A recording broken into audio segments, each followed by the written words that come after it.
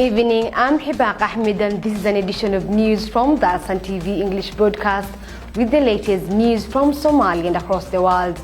These are some of our top news headlines. National Summit for Somali Leaders kicks off in Mogadishu. UN says it's difficult to deliver aid to the people affected by drought in areas controlled by Al-Shabaab. And Somalia committed to enhancing digital literacy, says State Minister for Communication.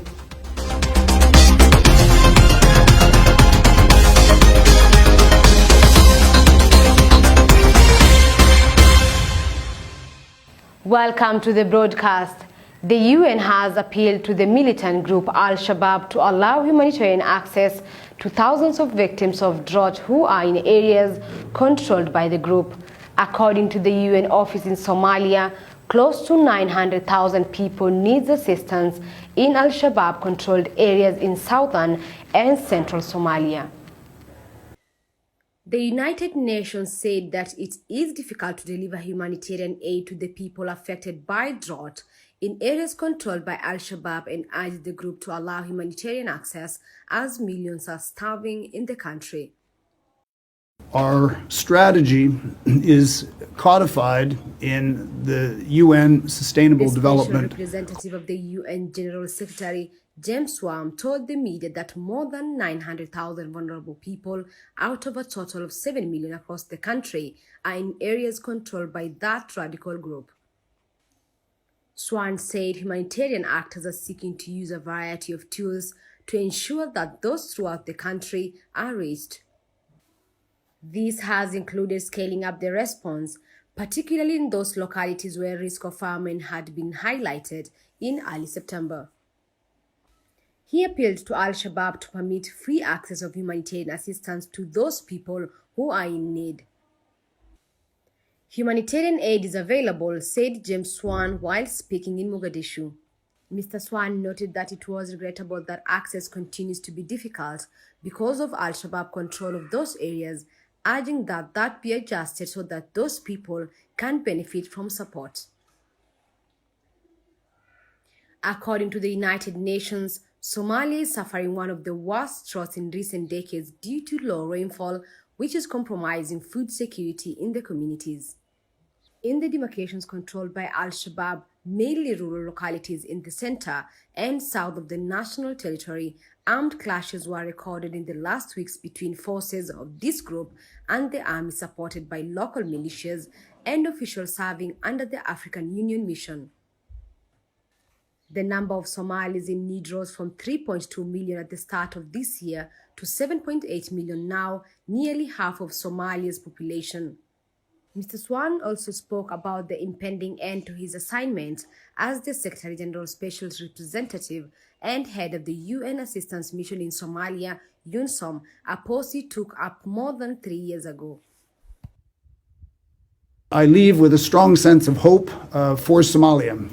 Part of the reason for my hopefulness as I look to the future of Somalia, despite all of the challenge that it faces, is as someone who has worked in this country off and on for almost 30 years, to see the great progress of the quality of leaders and key officials, both at the central government and federal member state level. Growing capacity, growing effectiveness, growing skills, growing self-confidence, and I really am myself increasingly confident that this leadership team, young Somalis, already experienced Somalis, will continue to make progress in this country for its people. And the United Nations remains committed to supporting those efforts. All of Somalia's leaders have today converged in Mogadishu for talks during the National Consultative Council organized by President Hassan Sheikh Mohamud. The leaders are expected to prioritize talks on the ongoing military offensives by the Somali National Army and response to the ongoing drought. The National Consultative Council Summit, chaired by President Hassan Sheikh Mohamud, kicked off in the Somali capital Mogadishu on Thursday.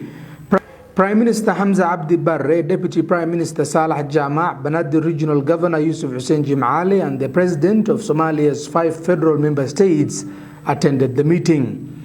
Advancing nationwide military campaigns, the public uprising against Al-Shabaab, and humanitarian response to drought victims are among the agendas of the meeting.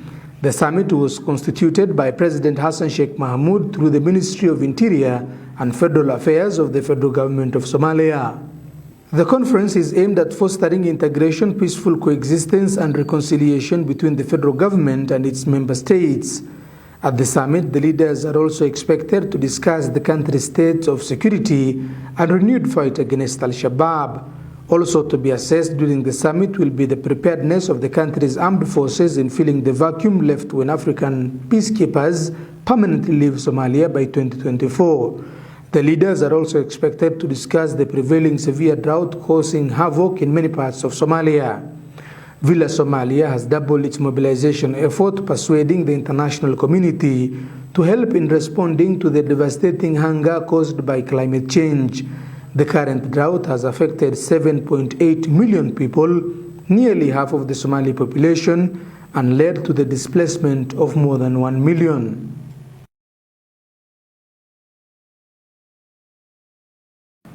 Somalia has committed itself to enhance digital literacy among its people to benefit from the resources that have come as a result of advancements in technology.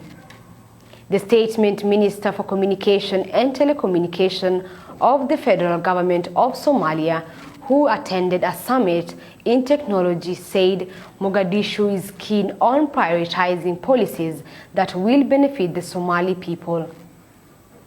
Somalia will implement strategies aimed at boosting digital literacy among citizens, the Ministry of Telecommunications and Technology has announced. The Minister of State of the Ministry of Communications and Technology, Ahmed Dirie, who is attending the Global System for Mobile Communications Association and Mobile World Congress, said on Thursday that the Somali government will soon roll out policies to support the digital economy. The meeting in Rwanda that is coming to Africa for the first time is aimed at establishing innovation and growing ideas by introducing investors to visionary startups and guiding governments in the transition from physical to digital.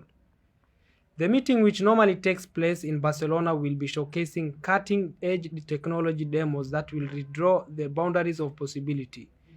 Deria said the ministry is keen on influencing through these policies new strategies to address the current gaps in the mobile communication sector. To have or to come up with his own policy to, with its own policy that's in line with the challenges that it's having, right? But there are several, policy frameworks that are, to my understanding, imperative to accelerate digital transformation, and this include policies that encourage or compel at times service providers and operators to go and serve areas that do not add value to their return on investment, right? And as well as policies that advance for secure and affordable internet, as well as affordable devices. The Mobile World Congress, organized in collaboration with the government of Rwanda, will come to Kigali, Rwanda from October 25-27, 2022, bringing together 2,000 participants from more than 75 operators with almost 400 companies in the broader mobile ecosystem. Although Sub-Saharan Africa has experienced an increase in education and literacy rates, the quality of the education remains below par Sub-Saharan Africa has, for example, the lowest literacy rate for any world region. These significant gaps in the education have labor market implications, and education experts fear that many Africans are not learning the skills they need for 21st century jobs. The Internet World Statistics (IWS) estimated that the Internet activities in Africa were 47.1% as of 2020. According to the Global System for Mobile Communication, only 45% of Sub-Saharan Africa's population subscribed to a mobile service GSMA 2019. Yet, despite these setbacks in internet and mobile usage, Africans are demonstrating significant zeal and commitment to embracing rapid technological growth and bridging the global digital value. Somalia's internet penetration rate stood at 31.7% of the total population at the start of this year. The government has embarked on reviving electricity supplies to residents of at least 11 cities in Somalia. Prime Minister Hamza Barre launched the National Electricity Recovery Project, which is expected to fill gaps which have never been filled since the collapse of the central government in Somalia.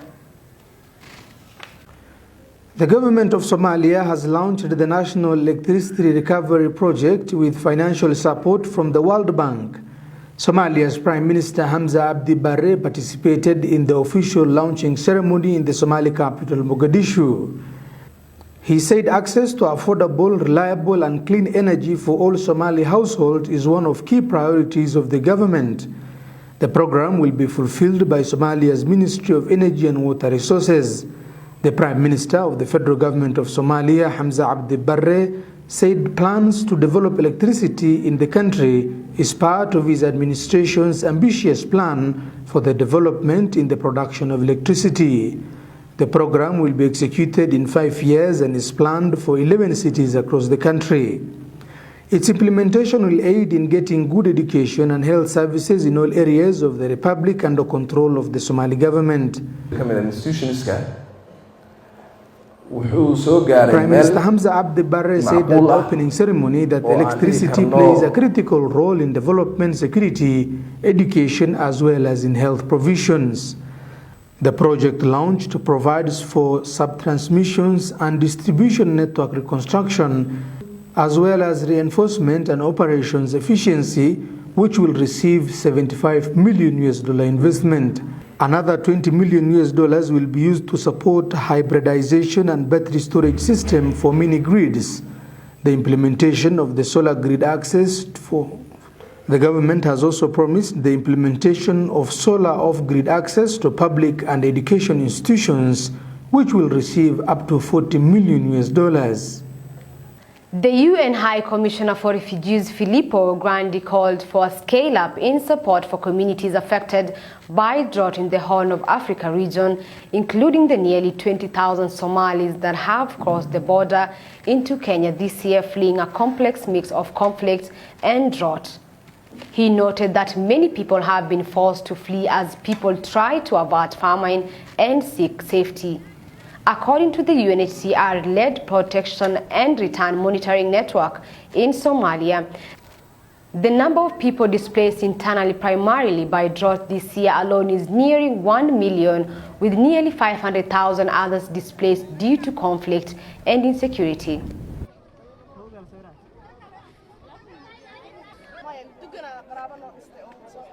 What you see behind me is a large number of new arrivals. Somalia is going through one of its periodic crises. You have persistent insecurity, especially in the area bordering Kenya because of the action of armed group, Al-Shabaab and others.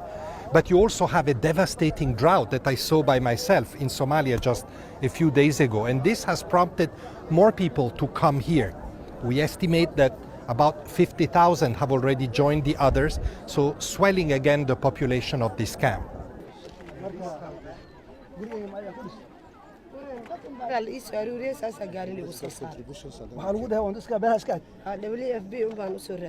We can involve more in this area, in particular development actors, to address some of the longer-term issues, not only for the refugees, but also for the host communities, because let us not forget, Garissa County, where we're now here in Dadaab, is next door to Somalia, and both are severely affected.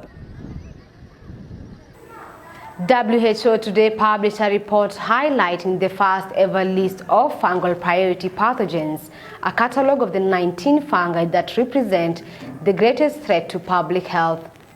The WHO Fungal Priority Pathogens List (FPPL) is the first global effort to systematically prioritize fungal pathogens, considering the unmet research and development needs and the perceived public health importance. The report we released today is the WHO Priority Fungal Pathogen List. And this is the priority fungal pathogens for which we need intensified action and research and development, as well as investment that we want the world to galvanize its effort in order to bring us into the next level of being prepared for any potential public health impact in the future. The list was a result of an extensive evidence evaluation and also engagement with the experts all over the world, where we have reached a global consensus that our efforts should be intensified around these priority fungal pathogens. We know antibacterial drug-resistant infection kills 1.3 million people every year, and it can contribute up to 5 million deaths every year. But it doesn't mean that within this backdrop of bacterial infection, we should ignore and neglect the emerging perceived public health significance of this fungal infection. And those are some of our top stories for this hour. This is Dalsan TV English broadcast with me, Hibaq Ahmed. Till we meet again, enjoy the rest of your viewing.